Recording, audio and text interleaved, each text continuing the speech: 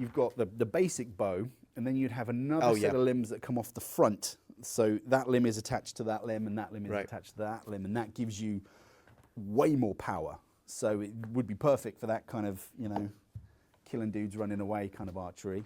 I'm going to give it a 9 for Game of Thrones, I think. Hello everyone, my name is Rolko Nijendijk. Hey. I teach ancient history at the University of Oxford. All right, let's go. It's a circle. The coordination required to do this is completely impossible. There were battle formations where you would have shield walls in front and then spears sticking out to sort of drive the enemy back. Obviously the Macedonian pikemen are the big famous example. There are Mesopotamian examples from like way back. Look at that, 2000 BC. 2000 BC, just to keep perspective, it's 4,000 years ago. It's incredible.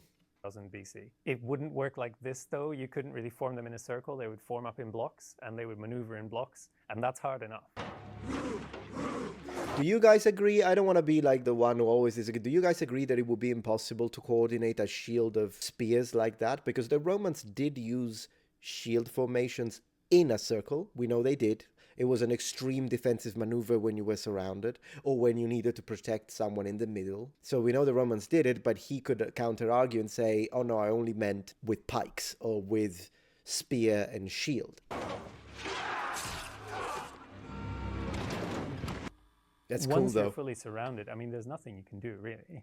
You're in big trouble. You can try to break the spears. Persians are known to do that against the Greeks. Their spears are longer, so they literally went up and snapped them in half by hand. But that's a desperation move, and it doesn't really get you anywhere. If you're in an encirclement like that of a proper pike formation, then you're just doomed. You probably surrender. Drop the weapons, yeah. He's right.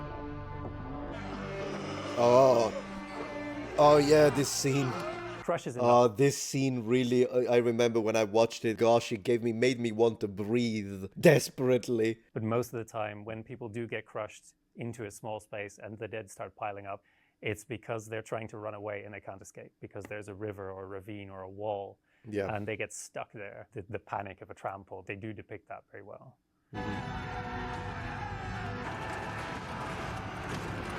When horses turn up unexpectedly, especially behind the infantry line, you would give up and run. Yep. There is almost no chance that that formation would hold. Not to mention running away from horses usually still results in you being dead if they chase you, which they usually do.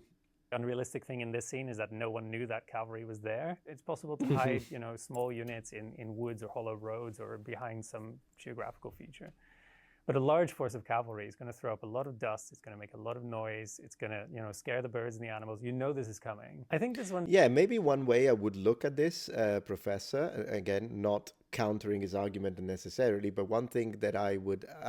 how could that happen? Maybe similar to... Imagine if you have your own cavalry wings and they're fighting... You are infantry and you're fighting in the center, corps versus corps. You've got cavalry wings, the enemy has cavalry wings, they are engaged and they fight. If the enemy cavalry wing defeats yours, then they will surround. So you did know they were there, but you didn't know that they were maybe fast enough, that they could maneuver, that they had already defeated your other men. And there are situations against the Romans, like I think at the Battle of Ticino, they did just that. The cavalry managed to go around and behind.